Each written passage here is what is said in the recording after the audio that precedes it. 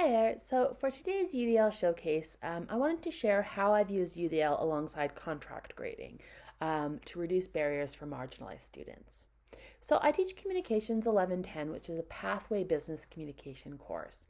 And it is actually intended for students who need to take upgrading courses before that they can be admitted to the university. However, it's also an elective that anyone can take. So when I started teaching this course, I was troubled by the fact that a fourth year student from a writing intensive major who's a confident, experienced writer could get an easy A using the skills that they'd gained elsewhere. But students for the course was intended for often put in a ton of time and effort and didn't get the same grade. So I was basically grading on skills that they had already learned. And so I've tried to address this in a couple ways using UDL and also using contract grading. So the first one is that I offered students choice on assignments, but I limit the scope of the choice so to not overwhelm them. Many of my students, especially international students, report that my class is the first time that they've ever had a choice in showing their learning.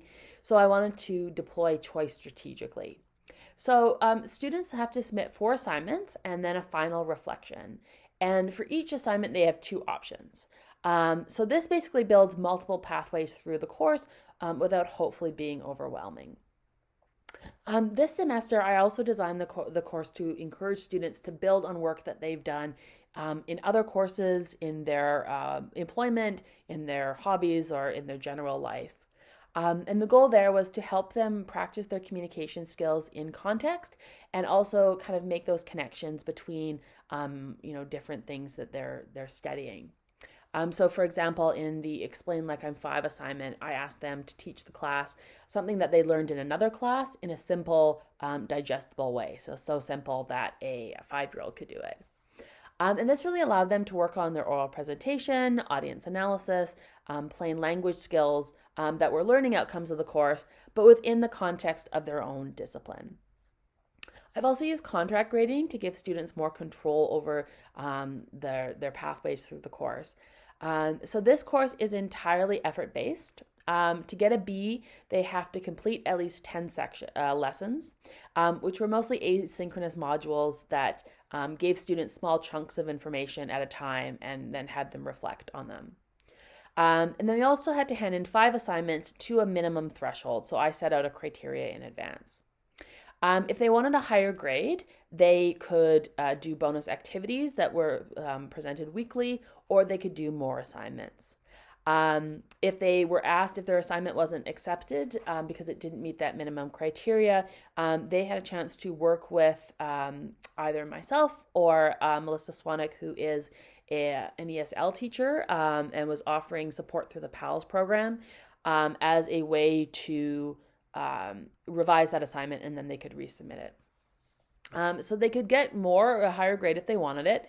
And then if they didn't submit assignments or they didn't complete enough lessons, they could also get a lower grade. And so this was great because it really allowed for multiple motivations. So some students who were taking this class as an elective and were also taking, 5 other classes and working, chose to just go for that B because, they wanted to put in that level of work. And then some students really chose to aim for that A+. And students really expressed that when grades were taken out of the equation, they felt that they could take risks, they felt that they could try something new.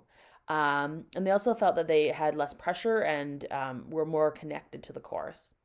The last thing I did was offer feedback in different formats. So at the beginning of the semester, I asked students for feedback preferences, and nearly all of them chose audio feedback. And so this, a lot of students expressed that hearing my voice with the feedback made it easier to understand and kind of accept. But I also made sure that, if students had, sometimes audio is not accessible for every student. So I let students pick, and then I just kept track in a spreadsheet. So that was a short overview of some of the ways that I use UDL in my communications course. I hope you enjoyed it.